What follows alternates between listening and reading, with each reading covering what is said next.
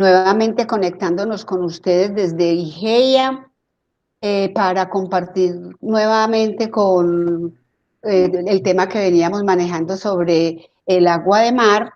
Y ahora tenemos un invitado muy especial que es el doctor Wilmer Soler, bioquímico trabajó muchos años con la Universidad de Antioquia, es el dueño, el que administra aquí Amaris, el dueño de Amaris, él nos contará más detalladamente que ha incursionado, investigado y trabajado y tiene muchas investigaciones de salud con el agua de mar y hoy nos va a compartir, además de un libro que acaba de sacar y nos va a enseñar mucho con el uso y los beneficios del agua de mar. Bienvenidos a este rato de aprendizaje juntos.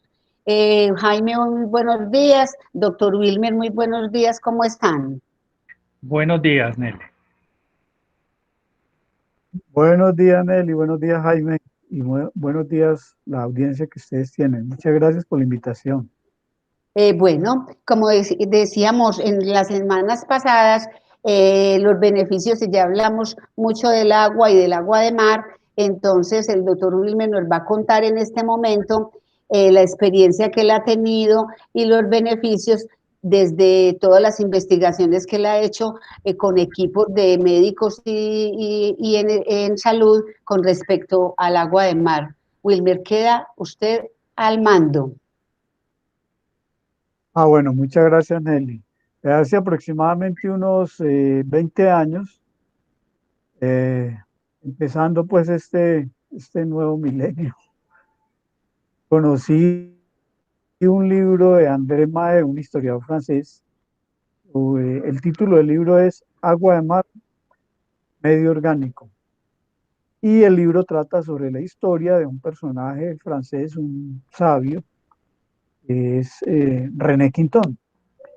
Y este René Quinton, que a principios del siglo XX y diríamos que de finales del siglo XIX, se interesa por el origen de la vida, obviamente conoce los trabajos de Darwin, también conoce los trabajos de Louis Pasteur en Francia con el tema de las vacunas, ahora pues que estamos con este problema de la pandemia, de esta virosis, el origen de las vacunas, o sea, él está en esa época muy joven y se interesa por todos estos temas de la biología, a pesar de que tenía una formación en humanidades, en ciencias sociales. Sin embargo, se interesa por temas biológicos, por el trabajo de Darwin, del origen de la vida, por los trabajos de Pasteur, y obviamente también un contemporáneo de esa época, Claude Bernard, el padre de la medicina experimental. Vamos a ubicar a Claude Bernard porque es un personaje muy importante para René Quinton. Claude Bernard venía trabajando sobre la importancia del terreno, del medio interno, de lo que rodea la célula en el organismo. Ese medio que rodea la célula para Bernard era mucho más importante que la misma genética de lo que está en el núcleo. Y, y ubicaba, digamos, que el problema de todas las enfermedades, incluyendo las enfermedades infecciosas, lo ubicaba en ese debilitamiento del terreno. Es decir, esos líquidos que rodean las células se pueden contaminar. Por ahí pues incluimos la sangre, la linfa, el espacio extracelular, los líquidos extracelulares, en fin. Y es un medio por el que circulan los nutrientes que van hacia las células, pero también las toxinas que salen de las células, de los tejidos, hacia los órganos eliminadores del cuerpo. Mm, Pasteur, por el contrario, le daba más importancia al agente externo. Decía que las enfermedades infecciosas pues se debían en un 100% a esos agentes infecciosos, a esos microorganismos, de ahí el origen de las vacunas, que es el paradigma sobre el cual pues se está ubicando la medicina en la actualidad, de contrarrestar la enfermedad infecciosa únicamente con antibióticos o sustancias que atacan directamente esos agentes externos, esas enfermedades infecciosas. En nuestro caso actual, pues de la pandemia, el tema de la vacuna. pero también de los antibióticos. Entonces estaban como esos dos paradigmas. El paradigma del terreno, que era lo que había empezado a trabajar Claude Bernard, y a lo cual René Quintón, pues, digamos, se une, digamos, a ese trabajo de Claude Bernard, le da continuidad, porque entre otras cosas establece que la composición de ese terreno, de ese medio interno que rodea la célula, es una composición similar a la agua de mar. Se encuentra que la composición del plasma sanguíneo, de los líquidos extracelulares, de la linfa, de todos los líquidos que se secretan en el organismo, el sudor, las lágrimas, los mocos, tiene una composición que es salada, es salada. Todos hemos probado el sudor, los mocos, inclusive la orina, pues en el caso de la orinoterapia. Pues tiene todo un sabor salado, todos esos líquidos. Y es un sabor como el del mar primitivo. Cuando se originó la vida, hace unos 3.800 millones, 3.800 millones de años, la composición del mar es idéntica a la de nuestros líquidos internos en la actualidad. O sea, es un sabor salado suavecito, lo que se llama un tono isotónico, o sea, un sabor saladito que es similar a nuestros líquidos fisiológicos. Es lo que llamamos el suero salino hospitalario, el que se nos inyecta por vía endovenosa cuando estamos en el hospital. Es un sabor salado suave. O el suero fisiológico para hidratar, que se utiliza también, que lo encontramos pues en las farmacias, es un sabor salado muy suave. Ese sabor salado suave es lo que se llama una solución isotónica. Quintón entonces previó que el origen de la vida se dio en esas condiciones cuando el mar no era tan salado como el que tenemos actualmente. Entonces ahí aparece toda esta historia pues de la importancia del terreno, de que nuestro terreno está constituido básicamente de agua de mar, del mar primitivo. El mar actual es 2 veces y media más concentrado que lo que corresponde a nuestros líquidos fisiológicos. Entonces, si tomamos el agua de mar actual y la diluimos una parte de agua de mar por 2,5 de agua potable, o sea, por ejemplo, tomamos un vaso de agua de mar y le agregamos 2,5 vasos de agua potable, nos queda una solución isotónica semejante a la tonicidad que tenemos en nuestros propios líquidos. Por eso se llama isotónica. Y ahí tenemos lo que llamamos un suero fisiológico ideal, que es el suero marino o el plasma marino que llaman algunos, porque la composición es mucho más afín a la de nuestro líquido fisiológico. Es una solución de cloruro de sodio. No, el agua de mar tiene alrededor de 95 elementos comprobados con la tecnología actual. Hasta 95 elementos se han encontrado, o sea, casi la totalidad de la tabla periódica. Y tiene sales de sodio, de potasio, de magnesio, de calcio, oligoelementos, y la proporción en que se encuentran esas sales son semejantes a las sales que tenemos en nuestros líquidos fisiológicos. Mientras que un suero hospitalario tiene básicamente cloruro de sodio, el agua de mar, además de cloruro de sodio, tiene sales de potasio, sales de magnesio, sales de calcio, como lo que está en nuestro plasma sanguíneo, en nuestro suero fisiológico. Eso le permitió a Quintón, después de analizar la composición del agua de mar y compararla con los distintos líquidos fisiológicos de diversas especies animales, porque esto lo encuentra no solamente con el ser humano, sino que lo encuentra en diversas especies animales. Él toma muestras de sangre de animales de zoológicos europeos y encuentra que la composición es semejante a la del agua de mar en proporción. Así que lo que hace es diluir hasta tener una solución fisiológica, diluir el agua de mar y sustituir la sangre de animales, especialmente perros, sustituye la sangre por esa agua de mar diluida en concentración isotónica. Para sorpresa de mucha gente en esa época, estamos hablando de comienzos del siglo XX, en 1905 aproximadamente, que hace estos experimentos, primero con células humanas, células de animales, y encuentra que eh, se, se- se acomodan perfectamente bien a este tipo de solución de agua de mar diluida. Utilizándola como sustituto de la sangre, ninguno de los animales que recibe el agua de mar diluida se muere. Por el contrario, muchos animales enfermos, perros callejeros, se recuperan de nutrición, de sarna y otra cantidad de problemas pues, derivadas de la nutrición.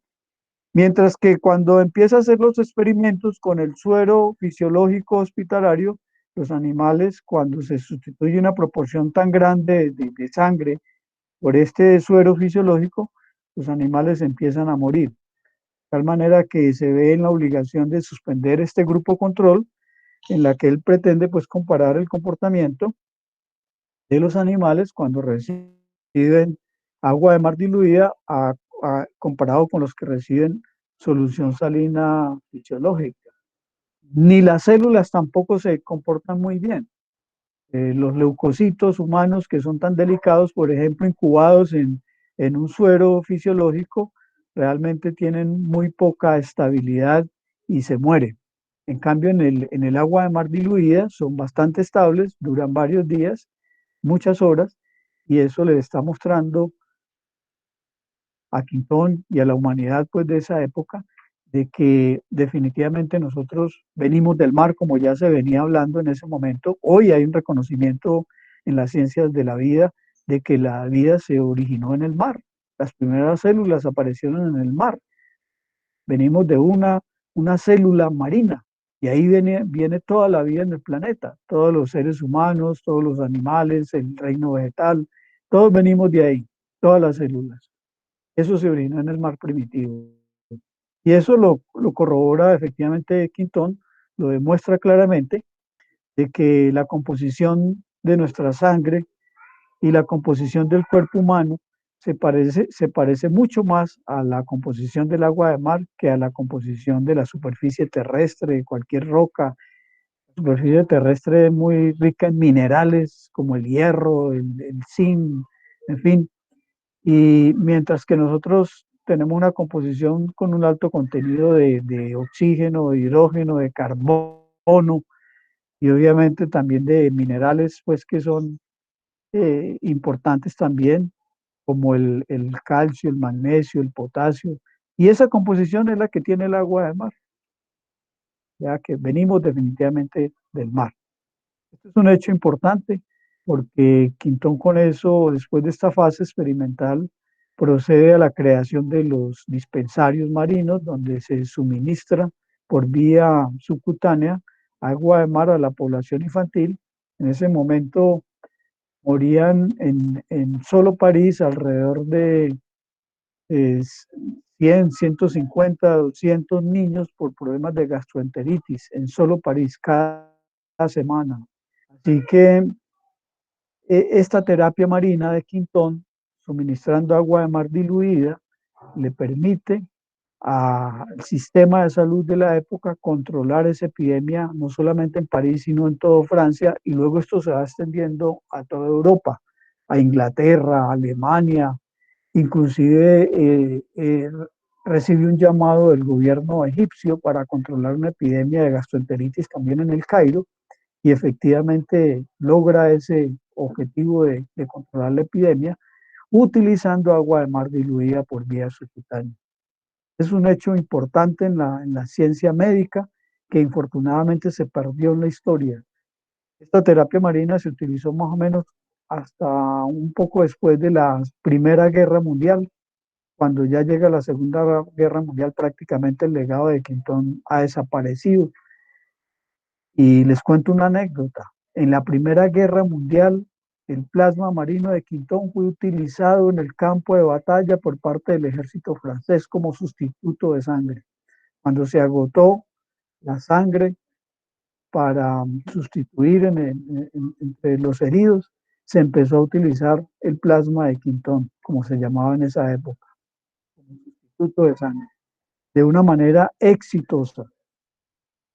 Así que lo que hicimos fue como darle continuidad a ese trabajo de René Quintón poco conocido hace unos 20 años. Hoy se conoce un poco más, todavía falta por difundir más este legado tan importante para la humanidad, porque los efectos de la terapia marina son innumerables, son incontables, todos los beneficios. ¿Por qué? Porque no obedece, no corresponde a un paradigma de la etiología específica como el que estemos utilizando un antibiótico o una vacuna contra un microorganismo específico, no, o contra una enfermedad en específico, no. Lo que se trata es de fortalecer las células del cuerpo humano. Absolutamente todas las células se ven beneficiadas. Cada una va tomando de ese plasma marino lo que necesita. Ahí están todos los elementos necesarios. Es como si nuestras células volvieran a ese mar primitivo. A pesar de que estamos en la zona andina, sin embargo, es como si volviéramos al mar, como si nuestro cuerpo volviera a recibir toda esa información, toda esa riqueza del mar primitivo. ¿Qué hacen las células? Va tomando de ahí los elementos que cada una requiera. Una célula hepática, por ejemplo, irá a tomar más hierro, mientras que una célula pancreática irá a tomar más cromo, por ejemplo, por decir algo, o más zinc. Y así efectivamente las células, digamos, del sistema óseo, pues irán a tomar mucho más calcio, otros oligoelementos necesarios ahí para, como el magnesio y otros oligoelementos necesarios para la formación del hueso. Entonces, lo importante es que se les suministren todos esos elementos que se necesitan de manera específica para cada célula. Las células del sistema inmunológico obviamente irán a tomar los elementos necesarios, como el zinc y otros elementos importantes para el sistema inmunológico, fortalecer nuestra inmunidad, ¿ya? Ese es el paradigma del terreno, de la medicina del terreno, fortalecer el terreno y limpiar el terreno, porque se ha demostrado que el agua de mar limpia el terreno también, contribuye a eliminar toxinas del cuerpo, eh, activando los órganos eliminadores como es el hígado, por ejemplo. Por el hígado eliminamos cantidad de toxinas por la bilis. El sistema digestivo también, especialmente el colon, elimina una gran cantidad de toxinas. Entonces, el agua de mar limpia el colon, también está demostrado. Se utiliza en la colonterapia. La piel también se limpia y la piel es un órgano eliminador, igual que el riñón. De tal manera que ahí tenemos también unos efectos muy benéficos, estimulando la sudoración, por ejemplo, estimulando la vía renal. Pero por otro lado tenemos también la vía respiratoria que se ve muy beneficiada. Las mucosas que están en ese sistema de la vía respiratoria se ven activadas también y se ven perfectamente hidratadas, ¿ya? Y para cada uno de esos sistemas hay terapias definidas de las que podemos hablar más adelante de cómo se puede utilizar por colonterapia, por vía respiratoria, en la piel, para el hígado, en fin, todos ellos tienen unos beneficios inmensos de los cuales el agua de mar pues nos aporta un tesoro realmente que está ahí para la humanidad. Wilmer, qué pena, de los experimentos que has hecho personalmente con equipos pues, en investigaciones tuyas, ¿nos podrías contar alguno de tus experiencias personales en las investigaciones que han hecho en salud con esto? Sí, claro, Nelly. Hemos hecho varias investigaciones y empezamos, claro, está desde los experimentos más básicos en tubo de ensayo, en los que pudimos mirar cómo se comportaban las células humanas, sobre todo los linfocitos y los glóbulos rojos, los eritrocitos, cómo se comportaban con el agua de mar, cómo era la estabilidad de la célula, de la membrana, del material genético. Eso lo pudimos mostrar también en unos experimentos bien interesantes que están publicados. Pudimos demostrar que el agua de mar, inclusive hipertónica o diluida en distintas concentraciones de dilución, va muy bien y estabiliza muy bien los glóbulos blancos y los glóbulos rojos. Se comportan perfectamente bien, no tienen un efecto dañino, tóxico, no daña la membrana. Pudimos ver un fenómeno de que posiblemente las células, los glóbulos rojos más envejecidos, se ven, digamos, afectados, digamos que son destruidos los glóbulos rojos más viejos, y en humanos pudimos demostrar que se aumenta la eritropoyesis, aumenta la producción de hemoglobina, de hematocrito en personas que consumen agua de mar, consumieron agua de mar por 6 meses.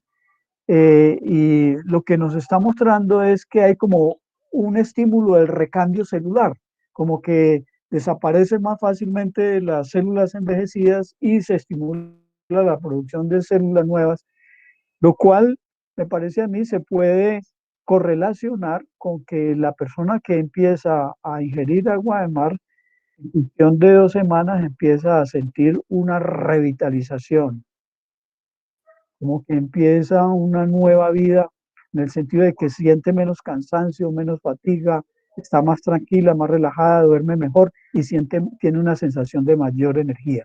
Y yo Tiene creo más que eso tiene que energía. ver con ese estímulo del recambio celular que hace el agua de mar. Y esto es por primera vez que lo explico en una de las entrevistas, aunque está publicado, no he hablado mucho de este tema, la verdad, pero hoy me parece importante por el tema de lo que se llama la autofagia. Diría yo que el agua de mar posiblemente, lo digo hipotéticamente, posiblemente estimula la autofagia en el organismo, que es una de las ventajas que tiene el ayuno, estimular el recambio celular, el que Sí, nuestro cuerpo retire las células que están degeneradas, los tejidos dañados, y los reemplace por tejido nuevo, por células nuevas. Obviamente, los tejidos dañados podemos tener células que son cancerosas, células que están deterioradas por procesos de glucosilación, por la alta concentración de glucosa, por células que se van envejeciendo, por radicales libres, en fin. Y yo creo que el agua de mar aquí tendría un potencial enorme de renovar nuestros tejidos, porque dentro de digamos, las investigaciones de tipo cualitativo que hemos hecho también, no solamente cuantitativo de laboratorio, sino también en el terreno con las personas, entrevistando a las personas, es esa sensación de buena energía, de gran energía que tienen las personas que consumen el agua de mar. Menos cansancio, menos fatiga. ¿Ya? Entonces, ese es uno de los trabajos importantes que hicimos al principio. Luego de ahí hicimos trabajos perdón, en perdón, personas con Wilmer, problemas digestivos, per- especialmente, sí, perdón, te interrumpo, Wilmer, dime, porque yo quiero hacer ahí como yo he tenido la experiencia de lo que estás diciendo. Cuando yo me siento muy sí, cansada, yo tomo cansancio físico, que he tenido pues mucha actividad.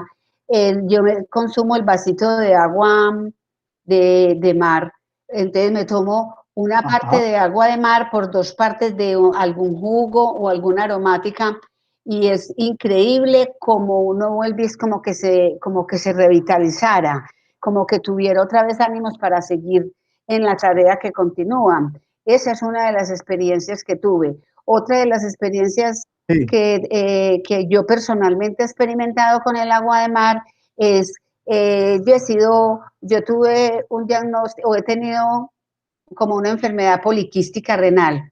Con esa enfermedad poliquística renal a mí se me disparaba obviamente mucho la creatinina y una de las maneras como de yo, increíble pero cierto, yo después tuve trasplante renal y se me empezó después del trasplante al tiempito a disparar nuevamente un poquito la creatinina y nada, y no me valía nada y yo pues obviamente tomé la decisión y empecé otra vez a tomar el agua de mar porque me la habían retirado y automáticamente al mes siguiente, después de 20 días haber iniciado la toma del agua de mar, se me volvió a disminuir la creatinina y volvió a estar en un nivel adecuado. Pues a mí eso me pareció espectacular, increíble. O sea, yo también es primera vez que sí, digo esto públicamente, porque como hay muchas de los médicos que se escandalizan cuando uno hace como una cosa de esas, entonces, pues yo no lo había ni siquiera comentado con el médico, claro, pero la respuesta fue muy positiva,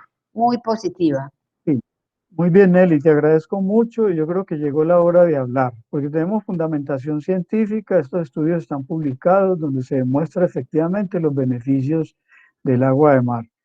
Entonces, continuando con estos trabajos que hicimos en la Universidad de Antioquia, en la Facultad de Medicina, te estaba comentando que hicimos un estudio en 32 pacientes con gastritis, pero algunos de ellos tenían también problemas de reflujo, estreñimiento, cansancio crónico, fatiga pues muy continua y bueno, entre otros problemas, pero básicamente esos que acabo de mencionar. El principal factor, digamos, para incluir en el estudio a estas personas fue la gastritis, que tuvieran gastritis, no solamente por los síntomas, sino por estudios anatomopatológicos, tomando muestras por gastroscopia, tomando muestra pues de las células gástricas. Y obviamente presencia de Helicobacter pylori y otros síntomas pues, digestivos. Lo que encontramos es, al cabo de unos 6 meses de ingerir agua de mar en distintas cantidades, porque dimos libertad, fue el primer estudio en humanos que hicimos allí, les dimos libertad a que consumieran el agua de mar que consideraran en La Ceja, en la costa atlántica, en Cartagena, y aquí en Medellín, que tuvimos pues como de esos 3 sitios la población que reunimos, mm, y algunos pacientes pues se tomaban, lo mínimo que les dijimos era que tomaran 60 mililitros, de ahí para arriba. En promedio se tomaron alrededor de 350 mililitros por día, que es un volumen bastante alto, ese promedio. Y lo que encontramos al final de esos 6 meses es que todos los pacientes, excepto una que no pudo tolerar el agua de mar, no la toleraba, le daba náusea, vómito, y finalmente pues terminó el estudio, pero no fue muy constante. Sin embargo, lo incluimos en el análisis y de estos 32 pacientes fue la única que no se recuperó de la gastritis, de acuerdo con los síntomas. De resto, 31 pacientes recuperados totalmente de la gastritis. Y el beneficio se empezó a relatar a partir de aproximadamente el primer mes. El primer mes ya empezaron a decir varios de los pacientes, estoy muy recuperado de la gastritis. Habían varios pacientes, unos 5 pacientes que sufrían de reflujo y todos 5 a partir del segundo mes empezaron a indicarnos que se habían recuperado del reflujo también. ¿Eh? Estreñimiento crónico. También habían varios pacientes con estreñimiento crónico que también se recuperaron también perfectamente bien de ese problema. Cansancio, fatiga, dolores musculares, dolores en las articulaciones, totalmente desaparecidos. Varios de los pacientes también se quejaban al empezar el estudio de ese tipo de problemas, sobre todo los dolores articulares, porque eran pacientes adultos ya, personas pues de 50, 60 años aproximadamente, personas ya con dolores articulares y estos dolores desaparecieron también. Así que es un resultado pues muy alentador para los problemas digestivos. Hoy hay publicaciones muy recientes, sobre todo estudios realizados en Asia, en China, Corea, Japón, donde se muestra el beneficio del agua de mar en los problemas digestivos, que mejora la microbiota, la producción de sustancias de ácidos orgánicos de cadena corta, de nutrientes absolutamente necesarios para las células del colon, para el sistema digestivo. Entonces, hay estudios donde se muestra claramente ese, ese beneficio. O sea que ahí tenemos pues también un apoyo importante hacia los resultados de nuestro estudio, con este resultado también de estudios hechos en Asia. Voy a conectar a la fuente de energía porque se me está agotando la batería. Me regalan unos segunditos, yo conecto a la Adelante, fuente adelante, que me doctor. está acabando.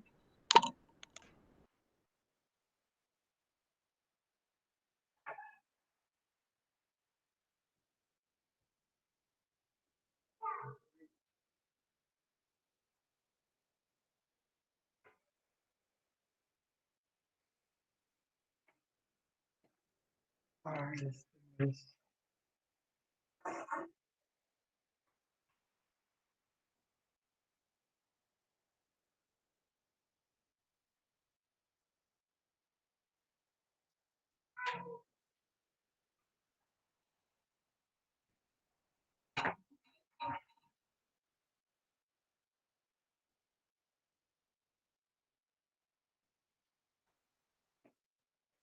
¿Sí, no? Bueno, entonces les estaba diciendo de los beneficios del sistema digestivo. El otro trabajo que hicimos fue en niños con rinitis alérgica y desnutrición. Un estudio que se realizó en 164 niños de la Comuna 13, estratos 1 y 2, las comunas de Medellín. Un estudio donde inclusive Nelly nos realizó varios de sus contactos para incluir con algunos jardines infantiles que participaran pues en ese trabajo.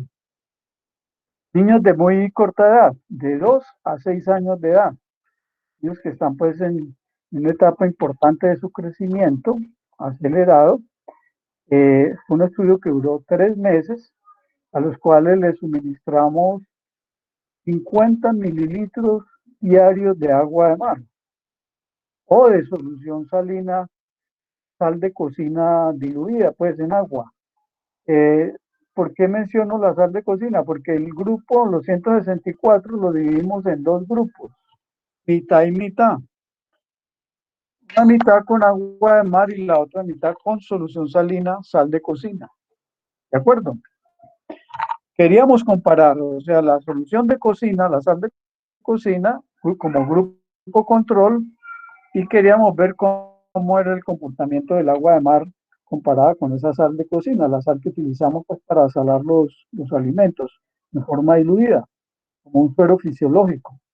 Eso se hizo durante 3 meses, suministrando por vía oral 50 mililitros, o sea, 50 mililitros equivale más o menos a unas 3 cucharadas soperas diarias, 3 cucharadas soperas, diluida en los jugos, en la guapanela, en el chocolate, en cualquier bebida que tomara el niño, en un tetero o juguito.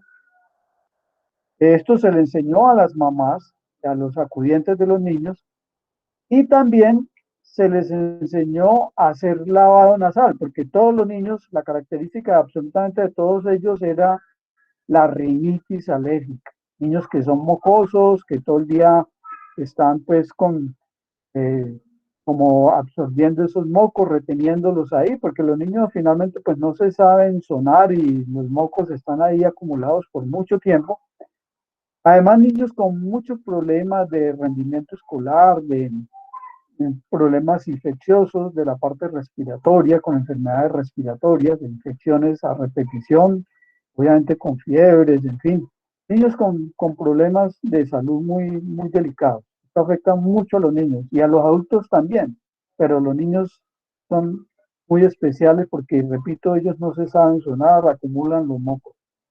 Entonces se les enseñó a hacer el lavado nasal, es una técnica basada en la medicina ayurveda, es introducir, adaptado pues a nuestra cultura, introducir agua de mar o solución salina, agua de mar diluida o solución salina diluida, con una jeringa de 10 centímetros, inclinando la cabeza hacia atrás. Obviamente en el niño pequeño hay que acostarlo, una persona tiene que sujetar los brazos y otra persona le descarga suavemente el agua de mar por las fosas nasales, estando acostado boca arriba. Ese lavado nasal lo que permite es limpiar la vía respiratoria superior, entrar por todas estas cavidades y hacer un barrido. Esa agua normalmente no se va por la vía respiratoria, normalmente se va por la vía digestiva. De hecho, uno lo puede hacer dando la cabeza de arriba y aplicándose el agua de mar en cada una de las fosas nasales. Uno siente el sabor salado, finalmente eso va hacia el estómago. En los niños pequeños, desde luego, esto les puede causar náusea, vómito, porque tienen tanto moco acumulado que cuando eso llega al estómago, obviamente muchos de los niños vomitan. Por eso el niño tiene que estar en estado de ayuno, porque puede haber una broncoaspiración y si tiene comida, eso se le puede ir por la vía respiratoria. Entonces se hace, en este caso en el estudio, se hizo 2 veces, una vez por la mañana antes del desayuno y por la noche antes de la comida, el otro lavado nasal. ¿Por qué a esas horas? Porque en la mañana lo que se pretende es barrer todo el moco que se ha recogido durante toda la noche. Y en la noche, antes de acostarse y antes de comer, barrer el moco que ha recogido durante todo el día. Eso permite que el niño recupere su sueño, el ciclo del sueño, empieza a dormir mejor, recupera el apetito, eso lo pudimos ver en el estudio. Los niños que se hicieron el lavado nasal, especialmente los que usaron el agua de mar, tuvieron más apetito que los niños que usaron solución salina. ¿Ya? ¿Qué les cuento? Al final, los niños de los dos grupos se recuperaron de la rinitis, con indicadores un poco mejor en los que usaron agua de mar, los indicadores clínicos que tenían que ver pues con la producción de moco, con los estados febriles, con las infecciones, pero también incluimos variables como el apetito, que ya les dije fue mejor en los niños que usaron agua de mar, y también hicimos mediciones de antropometría, de peso, talla, pliegues, en fin. ¿Qué encontramos? Que los niños que utilizaron el agua de mar crecieron un poquito más que el otro grupo que utilizó solución salina, o sea, hubo como un mayor desarrollo óseo. Aunque la diferencia fue pequeña, por una de las análisis estadísticos que hicimos fue significativa la diferencia, estadísticamente significativa. Utilizando la prueba Z, Nelly pues conoce también de ese tipo de análisis. Utilizando el análisis Z, la prueba Z, encontramos una diferencia significativa, o sea que los niños que usaron el agua de mar tuvieron un mayor desarrollo óseo que los niños que usaron solución salina.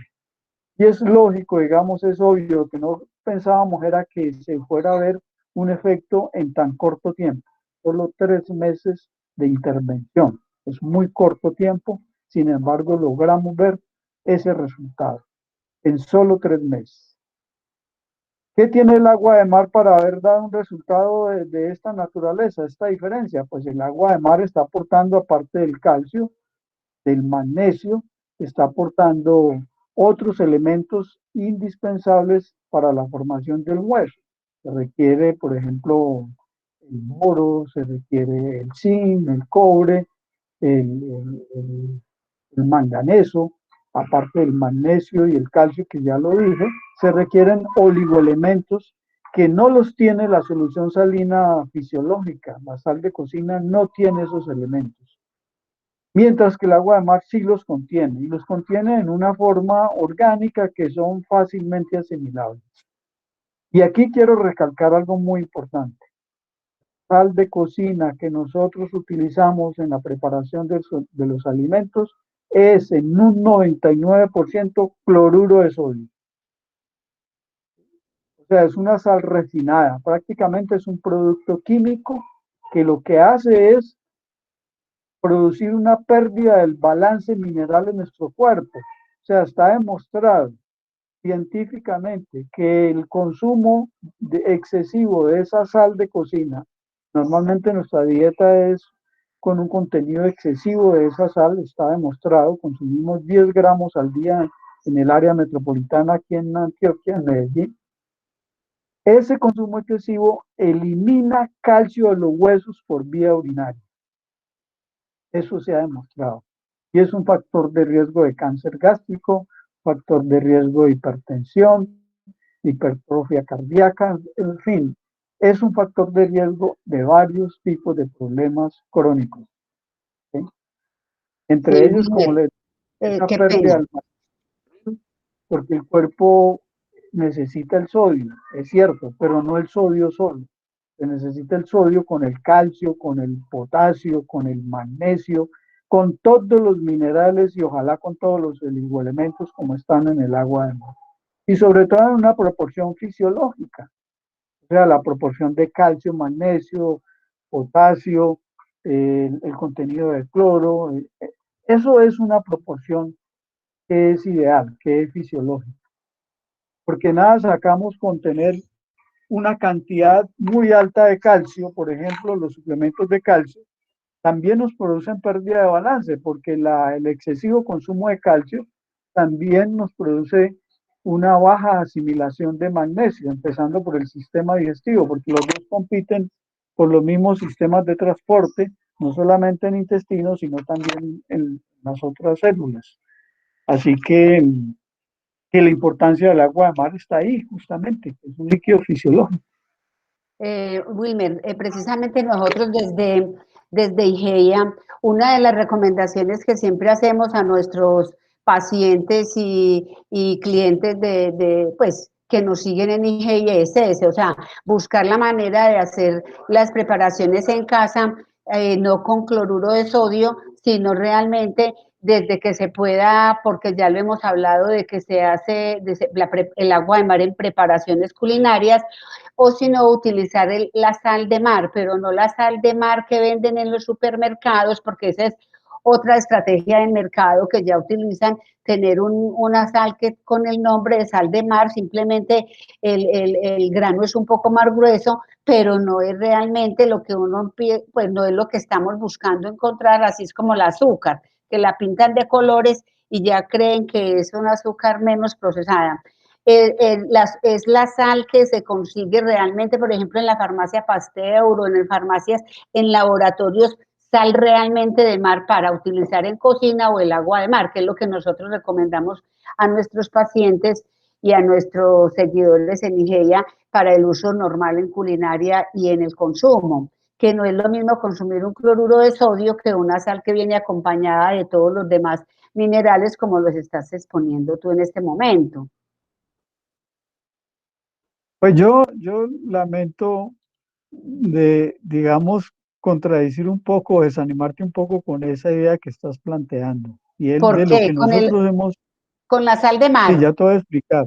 Eso, muy Sí, bueno con la que sal nos de mar, aclare. porque yo he estado en Manaure, estuve en Zipaquirá, bueno, he estado mirando el proceso, de hace años vengo haciéndole un seguimiento al tema en Colombia, pero también inclusive en Europa, he estado en las Canarias, en España, en fin, mirando ese tema del procesamiento de la sal. Y ahí hay un grave problema. Cuando tenemos la sal marina, es una sal gruesa, como tú dices, pero son básicamente cristales de cloruro de sodio, grueso. O sea que yo, básicamente, la principal diferencia entre la sal de mar y la sal de cocina, aparte pues del yodo, que la sal marina no tendría el yodo que se le agrega a la otra sal refinada, es el tamaño del grano. Básicamente es el tamaño del grano. ¿Por qué razón? Por la forma en que se produce la sal.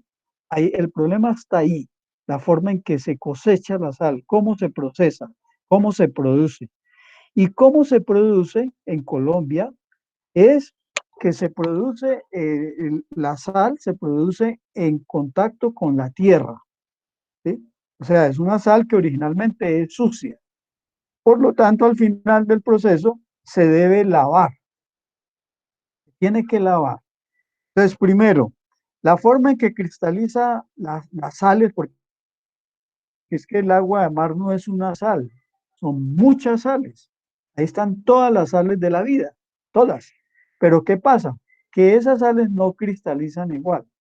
Las sales de calcio y magnesio son sales mucho más menudas, mucho más finas, más polvillo y más higroscópicas, muy hidratadas.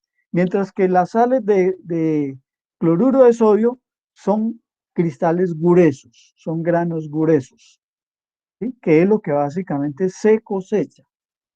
Entonces se cosecha el grano grueso, que es básicamente cloruro de sodio, y eso es lo que se vende como sal de mar en nuestro medio.